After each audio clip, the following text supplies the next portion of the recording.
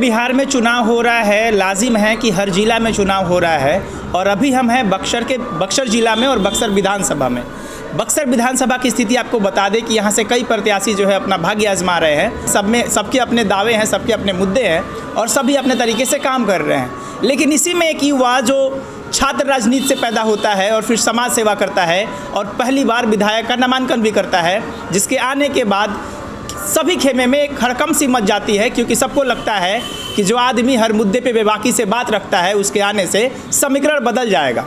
हम बात कर रहे हैं रामजीत सिंह उर्फ आकाश कुमार सिंह की, जो पहले तो एबीवीपी से राजनीति की शुरुआत करते हैं, बाद में सामाजिक मुद्दों पे बेबाक राय रखते हैं, कई आंदोलन करते हैं और आज विधानसभा के लिए नामांकन भी कराया है। तो हम साथ में हैं रामजीत सिंह के और इनसे कुछ सवाल है, इनसे कुछ हम बात करते हैं और समझने की कोशिश करते हैं कि क्या कुछ मुद्दे हैं और किन मुद्दों को लेकर के ये चुनाव में कैंपेन कर रहे हैं। सबसे पहले आपका स्वागत पहली बार चुनाव मैदान में आने के लिए। जी बहुत बहुत धन्यवाद आपको। सर, आप पहली बार चुनाव में आए हैं और क्षेत्र में घूम रहे हैं, क्या लग रहा है किन मुद्दों पे चुनाव हो रहा है इस बार?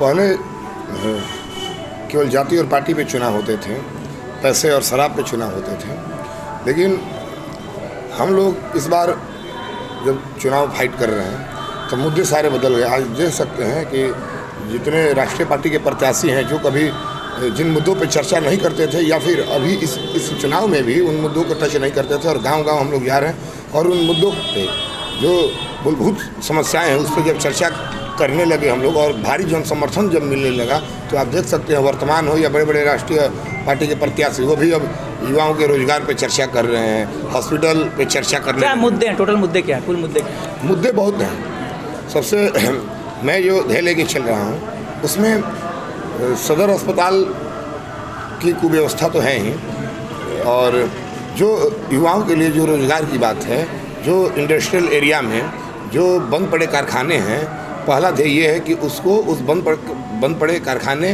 जो उपेक्षा का शिकार है, हमारे की कोई भी जनप्रतिनिधि आज तक वहाँ पे दौरा नहीं किया, आज तक उसको फिर से शुरू कैसे हो कोई उसके लिए कदम नहीं उठाया।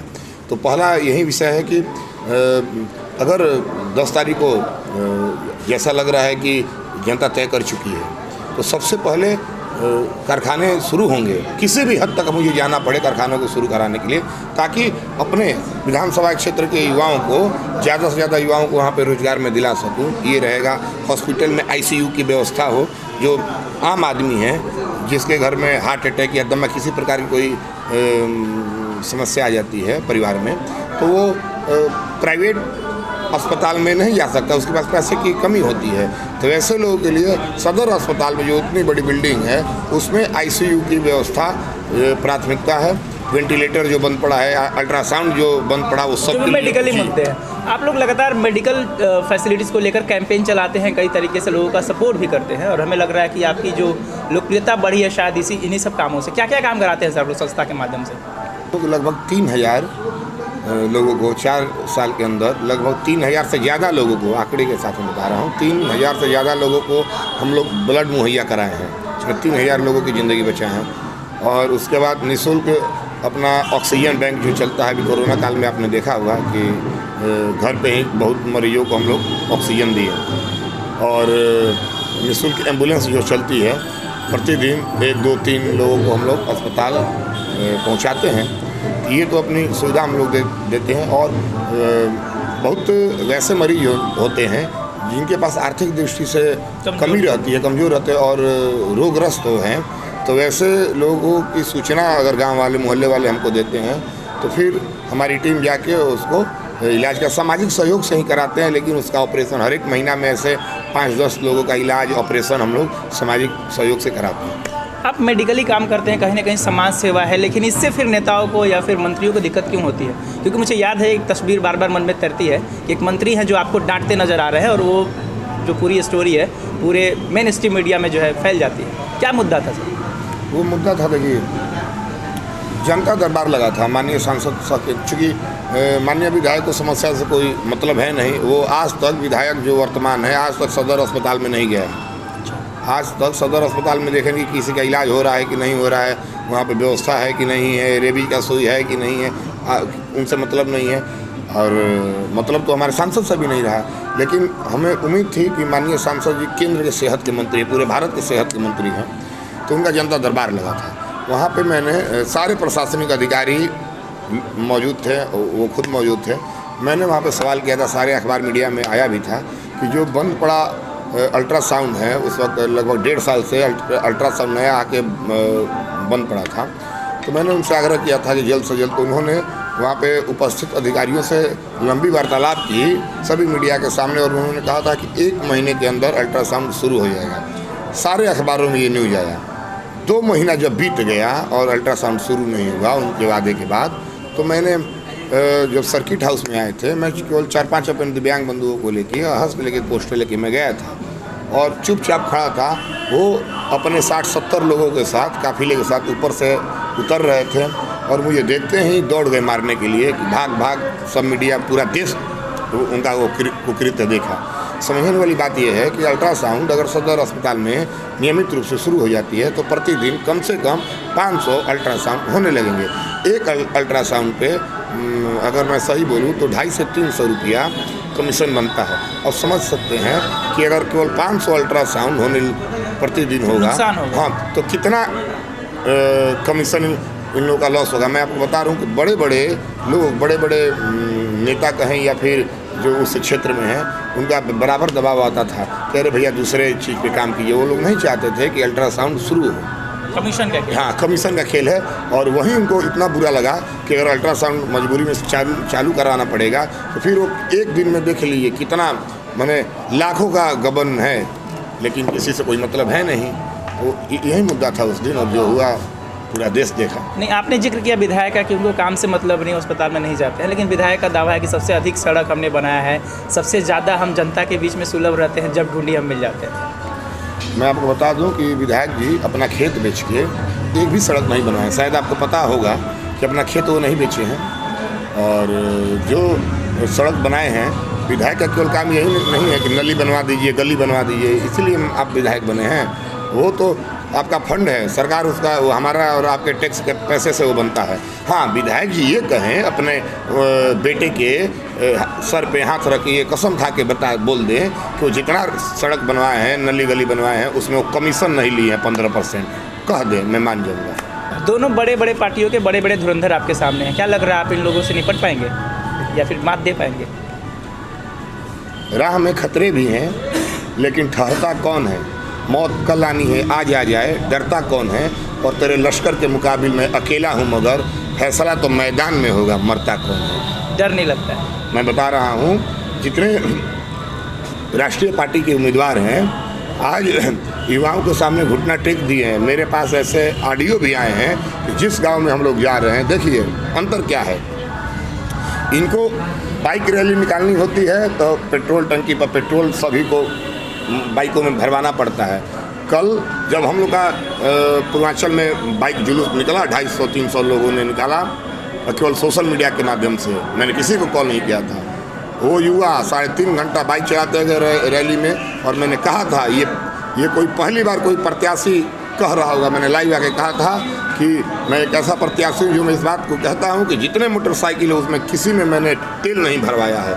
कोई भी प्रत्याशी ये बात नहीं कह सकता। और कल एक राष्ट्रीय पार्टी का उसी पूर्वांचल में रैली था, मात्र 26 लोग पेट्रोल टंकी में पहुँचे, 26 पेट्रोल टंकी में पेट्रोल भरवाया, और मात्र 12 लोग 12 बाइक जो रैली निकालते हैं। ये युवाओं में यो, अब समझिए कि जो लोग बिना कहे अपना तेल भरवा के हम लोग के साथ आ रहे हैं, और वो लोग तेल भी भरवा रहे हैं तो तेल भरवा के भाग जा रहे हैं। ये स्थिति आज हो गई है। जितने नेता है, जहाँ पे हम लोग का कार्यक्रम होता है उसके अगले दिन पहुँचे और युवाओं को पैसे के दम पे तोड़ने का प्रयास करें। उसके जो रिश्तेदार हैं उनसे फ़ोन करा रहे हैं युवाओं को पैसे के दम। कई मेरे पास ऑडियो हैं जहाँ पे हम लोग गए थे, उसके बाद वहाँ पे बड़े बड़े राष्ट्रीय पार्टी के लोग वहाँ से संपर्क कर रहे हैं और पैसे का लालच दे रहे हैं। जहाँ हम लोग गांव-गांव में जा रहे हैं तो वहाँ पे लोग 10,000 20,000 अपना खर्च करके बड़ा बड़ा कार्यक्रम हम लोग का करवा रहे हैं, और ये लोग 50 हज़ार रुपया खर्चा करने के लिए दे रहे हैं युवाओं को, और तभी वो जोश जुनून नहीं मिल रहा है। तो इसलिए ये लोग अब घुटना टेक रहे हैं, और यही कारण है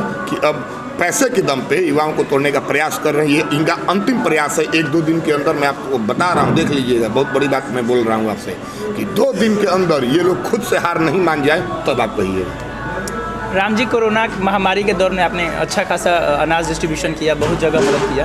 और अभी चुनाव लड़ रहे हैं, इसमें फंड लगता है सर, और बहुत बड़े लेवल फंड लगता है, ये फंडिंग कहाँ से होती है? सबसे बड़ी समस्या हम लोग के पास यही थी। जब पहली बार ग्रामीण क्षेत्र के युवा आपस में मीटिंग करके मेरे पास आए थे चुनाव लड़ने के लिए, तो पहले मैंने इनकार किया था। उसके बाद जो अपना ग्रुप है, जो टीचर लोग हैं, युवा लोग हैं, व्यवसायी लोग हैं, एक बड़ी मीटिंग जब हुई थी तो सबसे पहले सबका राय था कि नहीं, फाइट किया जाएगा, अगर व्यवस्था को बदलनी है, क्योंकि सच्चाई है 100 लोग महीने में मरते हैं तो हम लोग केवल 4 लोगों को उसमें से बचा पाते हैं, बस 4 या 5 लोगों को बचा पाते हैं और लोगों को मरते हुए देखते हैं हम लोग। तो सभी लोग का यही कहना था कि अगर व्यवस्था को बदलनी है तो व्यवस्था में आना पड़ेगा। तो सबसे बड़ी समस्या मैंने कही थी कि हम लोग आर्थिक दृष्टि से कमज़ोर हैं, ना गाड़ी है ना कुछ है, तो वहाँ पे बल मिला कि नहीं सब हो जाएगा। और मैं आपको बता रहा हूँ कि आप मैं सोशल मीडिया के माध्यम से आप देख रहे हैं, ऐसे लोग जो आर्मी में हैं, जो BSF में हैं, जो रेलवे में हैं, जो बैंक PO हैं, बाहर हैं, जॉब कर रहे हैं, वो फ़ोन करके और अकाउंट नंबर के माध्यम से पैसा दे रहे हैं, जिनसे मैं आज तक मिला नहीं हूँ।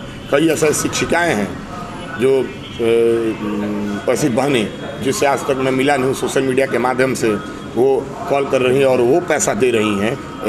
कई बैंक PO जो बाहर में जॉब कर रही हैं वो पैसे दे रही। वैसे आम लोग, मैं सुबह से लेकर रात तक भ्रमण करता हूँ और रात को 8 बजे जब आता हूँ कार्यालय पे तो यहाँ पे 10 लोग 15 लोग बैठे रहते हैं, कोई 1000 कोई 500 अपने से लेके, हाँ हमको मांगना नहीं पड़ता है। और आज देख सकते हैं कि सारा काम लगातार हो रहा है, प्रचार प्रसार सब कुछ हो रहा है। हम लोग के साथ प्लस पॉइंट है कि हम लोग का बहुत खर्चा नहीं है। अब दूसरे लोगों को बूथ पे बैठाने के लिए 3000 रुपया हर एक बूथ पे देना है। हम लोग का क्या है कि जो बूथ पे बैठेगा वो कुछ खर्चा अपने दे रहा है। हम लोग जिस गांव में जा रहे हैं तो वहाँ से ये लोग को, ये जो राष्ट्रीय स्थापित पार्टियां हैं, इन लोगों को 20,000 30,000 रुपया दे के कार्यक्रम कराना होता है। हम लोग यहाँ जा रहे हैं तो वो लोग खुद से सहयोग कर रहे हैं और उसके बाद जब आ रहे हैं तो आर्थिक दृष्टि से हमारे पॉकेट में ज़बरदस्ती पैसा डाल रहे हैं लोग। आप देख सकते हैं कि जो राष्ट्रीय पार्टी के उम्मीदवार घूम रहे हैं, जो पहलवानी की बात कर रहे हैं, अपने आप को पहलवान साबित कर रहे हैं, क्योंकि पहलवानी के लिए को मैं चुनौती देता हूं कि आप पहलवान हैं तो सिंगल गाड़ी से जाइए गांव में